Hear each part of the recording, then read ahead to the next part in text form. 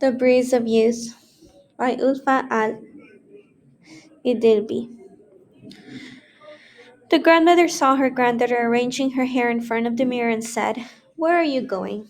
To the university or to a wedding? Since when do schoolgirls do their hair and put on makeup?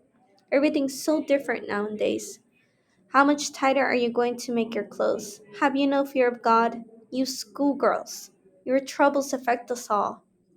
God has kept the rain from us, so prices have gone up again, and He's inflicted locusts and epidemics and foreigners on us, and removed compassion from people's hearts. All of that because of you, and you haven't learned your lesson. But you're not the only one to blame. Your father is guilty as well. He doesn't listen to me. He doesn't put his foot down and make you behave. Yesterday's men and today's are worlds apart. When I was your age, my father once saw me making myself pretty in front of the mirror, and I was already a widow and the mother of a child. He took me by the hair, slapped me hard, and said to me in a tone so harsh I still remember it, "Who are you making yourself pretty for, you wicked girl? I won't have daughters who spend hours in front of the mirror, you understand?" Since that day, I've never had my hair done or put makeup on my face. God have mercy on him. He knew how to raise daughters. As for your father, he'll regret it when regret will be no use. Whoever said, "The worry over a daughter lasts from the cradle to the grave," was right. But the girl, who was already 18, paid no attention to her grandmother's chatter. She continued hurriedly to dress in front of the mirror. As soon as she had finished, she put her books under her arm and bounded down the stairs, three at a time, humming a popular song. When she came out into the street, she saw a group of her classmates. She exchanged greetings with them, then joined the group, blending in. She walked with a spring in her step, the wind playing with the thick tresses of hair that hung down around her shoulders. Meanwhile, her grandmother stood on the balcony and watched her from a distance, anger and envy simmering in her heart, burning in her eyes. She was contrasting her own life, lived under the burden of traditions and restrictions, with the free, unfettered life enjoyed by the girls of the new generation. Suddenly, she said to herself, "But what are we compared with today's girls? What have we seen of this world? May God never forgive you, Father, never be kind to you. You nipped my youth in the bud. You deprived me of everything, even the pleasures of reading and writing, which many of the girls of my generation enjoyed. My God, I don't understand. What benefit did you derive from all this?"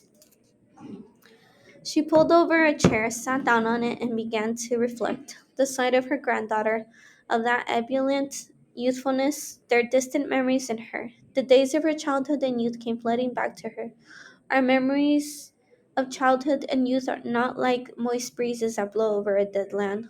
Suddenly she was 14 again, wearing a white shapeless robe and such a thick veil over her face that she could hardly see through it, escorted by her mother to buy new shoes. She was stumbling along the narrow alleys of Damascus. They arrived at the Hamadaya Bazaar and went into a shoe shop. A young sales clerk, who appeared to be the shop's owner's son, received them and skillfully began to display his merchandise, enumerating its qualities.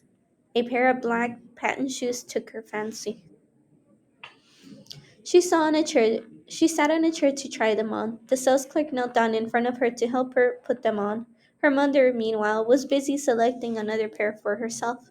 Suddenly, the sales clerk ran his hand over her leg, then held her foot between his hands and squeezed it a little. He whispered sweetly, "Praise be to the Creator. I've seen many things in this shop, but never before have I come across such tiny, delicate feet." His daring touch sent a shudder through her body. Excited and confused, she pulled her legs away from him and dropped the edge of her robe. He lifted his head and stared at her with a sweet, exciting smile, but how could he see anything through her thick black veil? She, on the other hand, could see every bit of him. He had a round, dark-skinned face, thick black eyebrows, and shining eyes. It was as if their shine had bored through the veil and settled on her eyes. She had lowered them and muttered, "May God preserve him for his mother." When she left, carrying her new shoes under her arm, he followed her with a look that devoured her completely. She began to walk proud and erect at her mother's side. Until that moment, she had been completely unaware that she possessed beauty capable of provoking the praises of the Creator.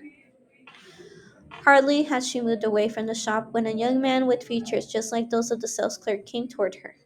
Her hand stretched down spontaneously and lifted the edge of her robe as if she were afraid it would get dirty from the filth on the street. Her shapely legs were revealed. But the stupid young man didn't see what had been exposed for him. Instead, an ugly old man with a big nose and protruding eyeballs saw her legs. He screamed at her in a hoarse voice exactly like her father's. Drop the edge of your robe, girl. Make God them all girls so that every hundred only one will survive.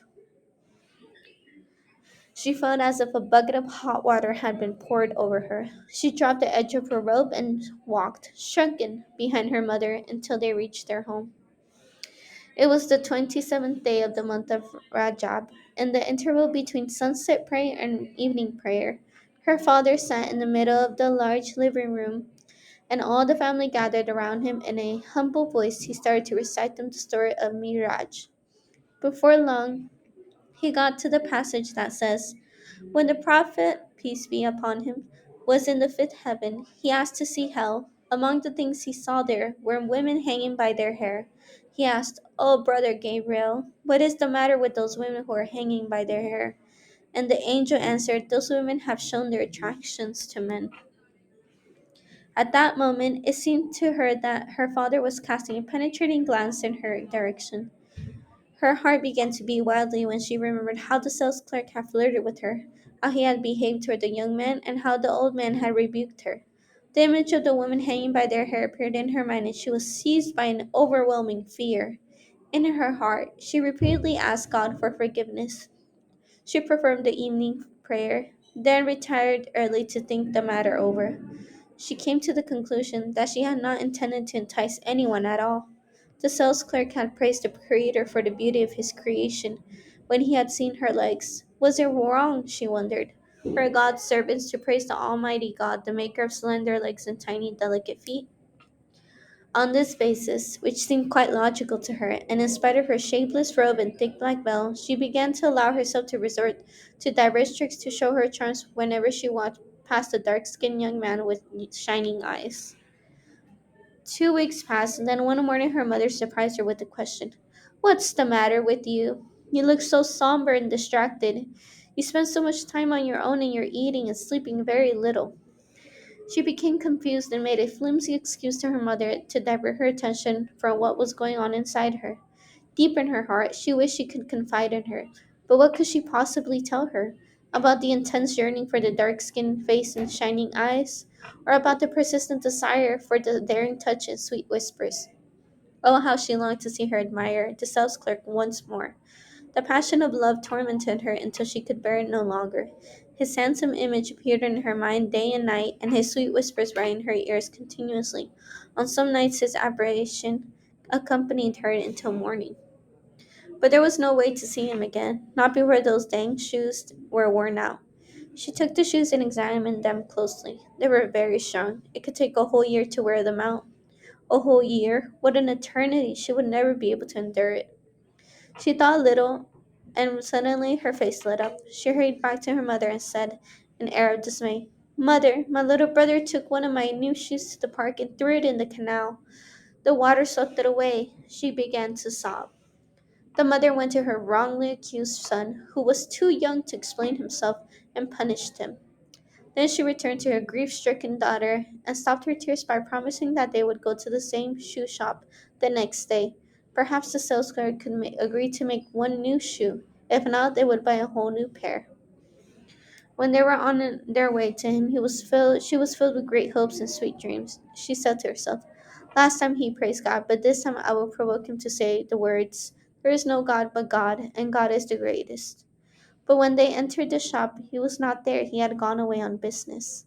His father had taken his place. For the first time in her life, she realized that she was ill-fated. She was ill-fated, there was no doubt about it. On the evening of that very day, her father received from the ugly old man with the big nose and the protruding eyeballs a bag containing 100 gold pounds. It was payment for her daughter's hand. The old man had been taken with her beauty when he had met her accidentally on the street and rebuked her for raising the edge of her robe. He had followed her to find out where she lived, and on that ill-starred day It was dark night. He had come to ask for her hand because he desired her. Her father welcomed him and gave him his word, but insisted that the man should pay him the bride price before he left. That day marked her last contact with love and the beloved. These pictures from the remote past sprang up one after another in the old woman's mind when they had reached their sorry conclusion. Her eyes filled with tears, and she heaved a deep and fervent sigh for her lost youth and long life, which now seemed drab and worthless to her. She choked with grief. She shook her head a number of times and looked into the distance with a wandering glance, as if she were reading the long book of her life. The opposite balcony, she noticed the figure of an attractive young girl. She wiped her glasses and put them back on, and peered hard at the figure. My goodness, she said, that's our neighbor, Anton.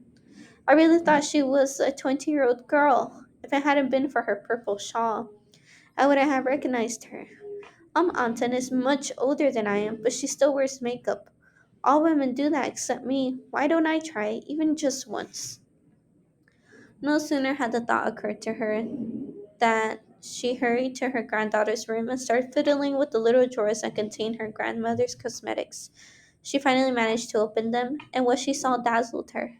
Jars and bottles of all shapes and sizes, objects made of thin, shining metal, and ivory handles, and pretty lipsticks in various shades of red, some light, some dark, others with a yellowish or bluish tinge.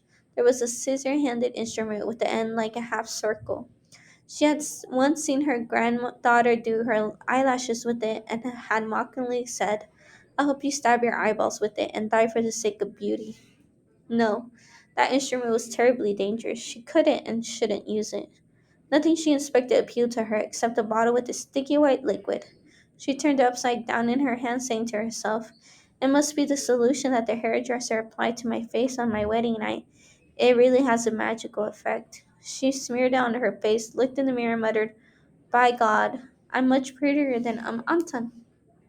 After she picked up a small bottle containing a shiny red liquid, she was taken with its shine. When she opened it, a sharp smell drifted to her nose, but she took some of the liquid from the bottle anyway and applied it to her cheeks and lips. Suddenly, an ugly face was staring at her from the mirror.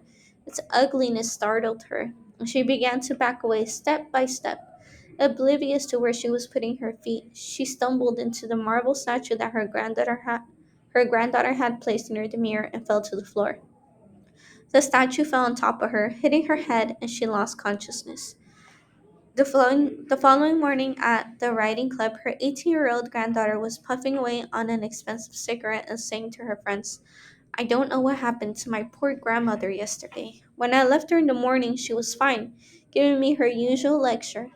But when I came back from the university, I discovered that she had gone into my room while I was away, which was unlike her, and had broken a statue, Venus, its 20th century, which a friend had sculpted, using me as a model. It's a shame. It was a wonderful piece. She had fiddled with my drawers and left them all untidy. She had smeared her face with a whole bottle of expensive hair oil, and she had painted her cheeks with nail polish. Her face was so wrinkled that it was impossible to get it off, and all the time she was raving about a dark skinned young man with thick eyebrows and shining eyes. Whenever she saw me, she uncovered her old legs and asked me quite seriously, have you ever seen anything more beautiful than these? And don't you think I'm prettier than Anton? One boy with a malicious sense of humor remarked, who knows? Perhaps memories of your grandmother's youth came flooding back to her yesterday and affected her mind. This prompted a peal of laughter from the girls engulfed among the boys.